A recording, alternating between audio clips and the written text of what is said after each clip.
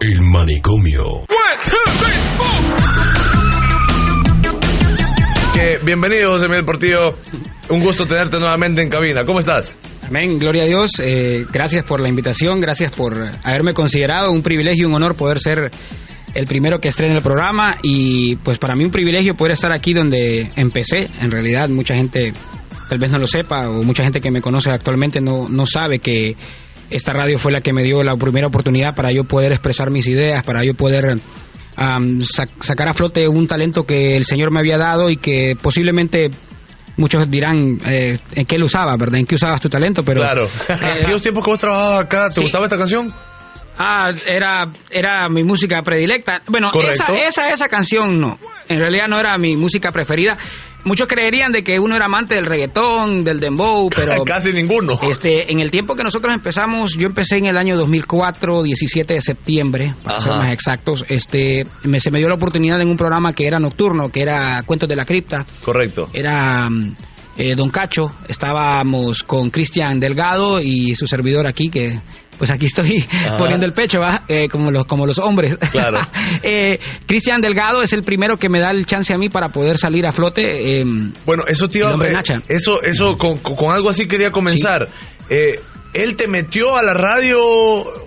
¿Cómo fue la situación de que ya existía Don Cacho? Sí, ya existía. Yo estaba culminando mis estudios del colegio, estaba estudiando y en las noches, una noche que se fue la energía eléctrica, yo utilicé uno de esos radios de batería y me puse a escuchar radio. Yo nunca había escuchado radio. O sea, si escuchaba radio, escuchaba música. O sea, no escuchaba un programa radial. Sí. Correcto. Me recuerdo que en el busito que yo viajaba, por ejemplo, se escuchaba mucho Gustavo Vallecillo. Ajá. Pero que yo fuera fanático de la radio, no. A mí me encanta y me ha encantado siempre la televisión. Hoy es Netflix, pero antes era la televisión y a mí incluso como te digo, me relacionan mucho con una película de Jim Carrey que se llama el Cable Guy o el Cable Guy o el chico del cable, que a él lo criaron con el televisor. Entonces algo así era yo.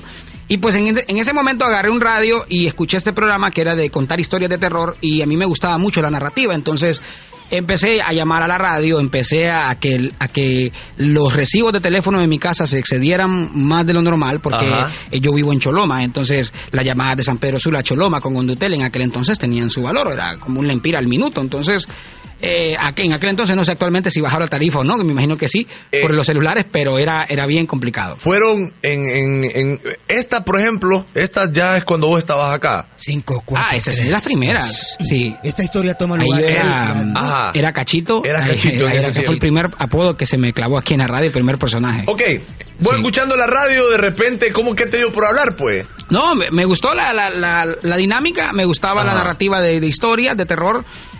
Como buen cholomeño tenemos a tener una cultura ya bien así de ultratumba, porque se dice el mito, no, en realidad no fue mito, sí existió que Choloma era tierra de brujos y un montón de cosas místicas. Me gustó el ambiente de terror, jamás me gustó, pero sí me gustaba el contar historias. Correcto. A mí me gusta contar historias y hoy lo hago de una diferente manera, pero en ese entonces contaba historias y al hombre Nacha, que era Cristian Delgado, le gustó la manera en que yo me desenvolvía así y me expresaba. Entonces me dijo, ¿por qué no venir un día a la radio, conocer la radio? Yo conocí la cabina, me enamoré de la radio aquí, empecé a amar el medio de comunicación y entonces se volvió como algo bonito porque yo no ponía la cara, ¿entendés? Solo daba mi garganta y nada más. Claro.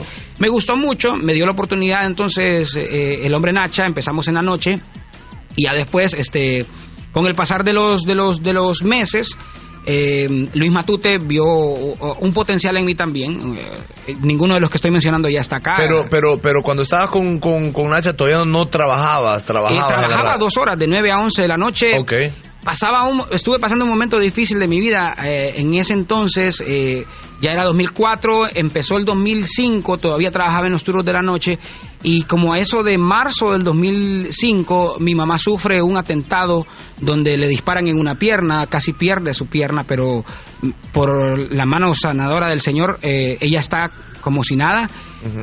Entonces esa vez yo sentí una cosa como que mejor me salía de esto. Yo sentía de que como que miraba que no me convenía porque por yo andar en cosas de la radio mi mamá fue atacada. Obviamente son cuestiones que pasan, ¿entendés? Claro. Que al final uno en aquel momento no las entendía y ahora que uno ya está más maduro, más podríamos decir sabido de las cosas, entonces uno ya entiende de que era voluntad de Dios. Claro. Entonces yo pedí que me hicieran un cambio. Yo ya no quería estar en la noche, me daba miedo estar en la noche. Y es cuando ya empezamos al proyecto de Carguacho, porque Carguacho todavía no salía a la luz. No existía todavía. No existía. Carguacho empieza a salir como a mayo del 2005. Del 2005, exactamente. Ok, pero antes de entrar a la radio, mucho antes, vos, ¿quién era José Miguel Portillo? ¿Qué hacía? Era un güiro fresón de la Academia Americana. Eso es lo que quería llegar. Eso siempre me lo sacaron aquí en cara, güiro fresón basura de la Academia Americana, tenés pisto, ¿Y quieres? Las eran puercadas, más que nosotros. Alan Vallecillo me lo decía cada rato. Sí. Durante estuviste en la radio, ¿seguiste estudiando? Exactamente, sí, me gustó mucho el horario que me dieron porque ya era un poquito más sacrificado, no me costaba porque ya estaba acostumbrado a levantarme temprano, entonces era estar en esta cabina o en la cabina anterior en la 12 Avenida, era estar a las 5:30 de la mañana, 6 de la mañana ya para poder salir al aire con el gallo activo. Junto con Luis Matute, junto a Luis Matute nosotros nos empapábamos de toda la actualidad y salíamos al aire. 2005 no existían redes sociales tan latentes como están ahora. Empezábamos nosotros a usar los mensajitos nada más, pero no había todavía una herramienta como hoy. Pero nosotros nos preguntamos cómo hubiera sido ahorita el movimiento del gallo activo. Cuando nosotros, en los tiempos donde la gobernadora Sandra nos buscaba a nosotros para demandarnos, para cerrarnos la radio, porque era demasiada elocuencia, la radio era muy irreverente. Claro. Siempre se dijo de que esta radio era una radio vulgar.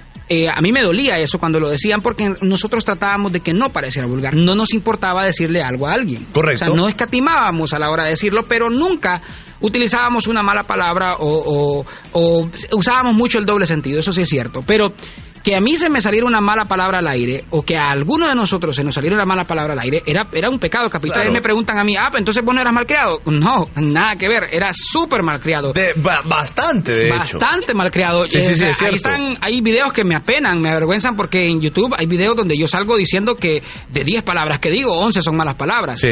Pero al aire, este micrófono nosotros lo respetábamos. Si entrabas a un periodo de prueba, no salías de un solo al aire, tenías que esperar unos 2 meses para que nosotros viéramos si en realidad tenías el potencial. ¿Qué te ponían a hacer? Te ponían a contestar teléfono. ¿Ahora qué vas a contestar teléfono? Tal vez te ponen a revisar el Facebook, a contestar mensajes. Ya es diferente. Es diferente, toda la época fue cambiando. Ustedes ahora ponen la música de una computadora, a nosotros nos tocaba ponerlo de un cassette. Claro. O de un CD, ¿entendés? ¿Qué tiempo va? Tenías que conversar con la persona para saber echarle casaca por mientras vos buscabas la canción y había código. Yo sé todavía dónde está esa música, o sea, imagínense. Me estabas diciendo dónde porque estaba. Nosotros por eso le decían el Gran Master a Carguacho, ¿verdad? Porque yo era el que controlaba el Master, yo era el que sabía la consola. De hecho, muchos de los que estaban acá, yo les enseñé a usar la consola. ¿Quiénes eran los papás de Carguacho, el personaje? Sí. Carguacho era hijo de Mario Bros y de una venada que fue venadeada en el merendón, porque cuando vio que Carguacho era muy bonito, entonces empezó a tirar barrio y los municipales la vieron y creyeron de que ella era alguien de alguna organización no legal. Ajá. Y entonces fue ultimada la pobre venada. Entonces fue Mario Bros. Espérate, Mario Bros sí preñó a una venada. Fue bien raro eso, fue bien raro. Entonces después de eso, obviamente Carguacho queda abandonado en el bosque. Ajá. Y es adoptado por una pareja de escarabajos. Estos escarabajos le daban de comer a él bolitas de pupú. Entonces por eso es que él tenía esa facilidad de hablar pupú. Exactamente, entonces por eso a él las tenían así. Pero fue bien educado porque estos escarabajos tenían una buena posición social en el bosque, y entonces fue enviado a otro país a estudiar, a prepararse bien, y luego regresa a su país natal y pues empieza a ejercer su profesión, que no era esta. Él era físico botánico. Estudió física botánica en Alemania, luego regresa a Honduras, pero el país no le da la oportunidad para ejercer esta carrera, y entonces se iba a morir de hambre, pues. Sí, se fue y se refugió con los negritos del Sula.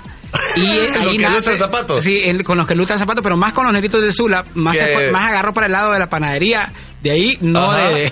Sí, entiendo. Entonces, lo que hacen otra cosa, sí, se ponen alegres. Entonces, pero él nunca consumió este tipo de sustancia. De hábitos. No, yo no estoy hablando de sustancia, nada. Okay. No consumió los hábitos. El único hábito que sí le apasionó a él fue la música reggae. Entonces, de ahí nace esa pasión por el reggae de él también. Entonces, por eso después hasta pidió un espacio en la radio para que le dieran un programa. Nació en el año de 1387. Carguacho nació en 1387 y por eso él conocía bastante, porque durante toda la era él estuvo viviendo cosas en la historia y conocía bastante. Por eso nace también el programa Doblando a Carguacho. Claro. Les voy a ser honestos.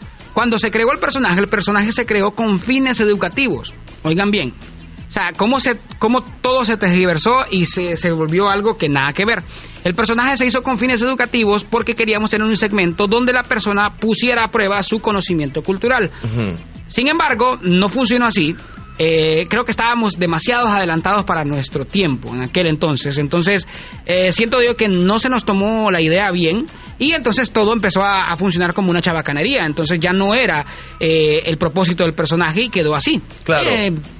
Por errores del destino, o por equivocaciones o por accidentes, charreando en la cabina de grabación, empezamos a hacer música con Carguacho y el personaje pues tuvo un hit. José Miguel Portillo habla normal, ya lo escuchaste, pero ¿cómo dijiste vos? Ya, compadre, hablar así, compa, y te salió. ¿Cómo fue? ¿Cómo lo inventaste? O sea, ¿cómo llegó a inventarse el carguacho, pues? Es una técnica donde solamente el diafragma lo cerrás como un globo. No sé si has visto cuando un globo le... Sí, ajá. Bueno, entonces ya... cuando vos le hacías, ya después quedaba hablando así, ya podía hacer la voz y salía así nomás y ya podíamos empezar a fregar, a charrear y todo, y ahí salía Carguacho. Le gustaba porque a mí me daba risa que un montón de gente cuando venía a hacer su prueba para la guillotina decía, yo le puedo hacer como Carguacho, y confa, y nada que ver, o sea, no le salía el personaje. No, yo me fui con, por ejemplo, un Víctor de la Rosa, un Vicente Valladares, son grandes imitadores. Claro. Pero les pedía, imiten a Carguacho. Ahí era donde yo los doblaba, donde yo les ganaba. Entonces, aquí había esa facilidad de expresión.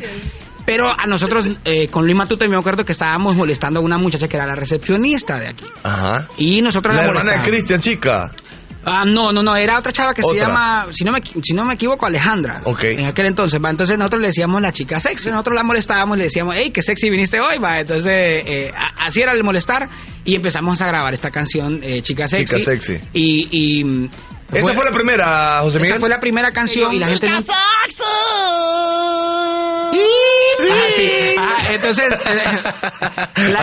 la gente no sabía que ese era el chiste, pues. Entonces tiramos esta canción en la primera semana, alcanza el primer lugar del Top 20 radioactivo. Por pura llamada. Llamada. A pura llamada. 2006, año 2006 empieza este relajo, esta equivocación. Y entonces, este error, este mistake. De eso vamos a hablar después. Entonces viene y pegó. Entonces nosotros mandamos el Top 20 por correo para que el ingeniero lo apruebe. Y dice, ¿cómo es posible que esa chabacanada vaya a pasar en primer lugar? No. Si quieren, póngala, pero en el lugar número 20. Entonces empezamos con Georgina Barahona y dijimos, bueno, miren, la canción se está estrenando, está empezando una carrera, vamos a ver qué tal le va. Está en el puesto número 20 del Top 20 radioactivo, gracias a los sabores de... ya no lo puedo decir. Entonces, ¿cómo se llama? Pegó la rola. A la siguiente semana vuelve a alcanzar el primer lugar y ya era inevitable. O sea, la gente ya estaba queriendo que la canción estuviera en el primer lugar. A mí me daba una pena ajena, todavía tengo pena ajena. Y entonces... ¿En aquel tiempo te daba pena? Fíjate que es que como uno de Wirro va... Estabas viviendo tu momento. No, estoy viviendo mi momento. Ok, en aquel tiempo, pues, vos creías que sí. Sí, uno con un velo, el uno alucín. Engañado, el alucín. No había alucín, fíjate, porque tampoco yo lo hacía porque me vieran macizo. Correcto. O algo así. Porque la gente no sabía que era yo. La gente me miraba en la calle y miraban a un Wirro fresón de la americana. Sí. Entonces, sí, que los papás le dan todo y que aquí que allá. Sí. Pero no miraban cuando creían que quién era Carguacho, miraban que era un vago, que se pensaba que era un man que andaba en chancletas todos los días, que sí andaba en chancletas por un buen tiempo. Uh-huh. Y entonces creían eso, pero la canción fue pegando y estuvo 17 semanas en primer lugar. Wow, un montón de tiempo. En el Top 20. Y después la canción que la quita del primer lugar es otra de Carguacho también, que era Soname el Pico. Resulta que yo en aquel tiempo yo vivía en el pueblo, yo vivía en Peña Blanca. Era un indietto con el mozote pegado en el cuello. En eso yo escuchaba que todos mis amigos decían que escuchaban radioactivo, entonces yo puse una antena porque... que encaramar a un palo para poder agarrar la radio, si se rebanábamos por eso. Sí, totalmente. Entonces, vos sabés que en los pueblos siempre hay un man que es el perro con la música, ¿va? El hacker que consigue todo. Sí. De repente le pregunto yo, loco, ¿y vos tenés la rola de Carguacho? Sí, hombre. A ver, pasame la papa, le digo yo.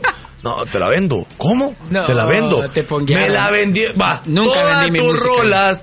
Yo las compraba a 50 pesos. ¿Y por qué no me diste nunca de ese billete, pues? Pues es que estaba güirro, pero yo compraba la música de este man, bueno, son como 300 bolas, te cuento. No, sí, papá. A mí nunca me gustó ninguna de las rolas que tiré. ¿Nunca? Nunca.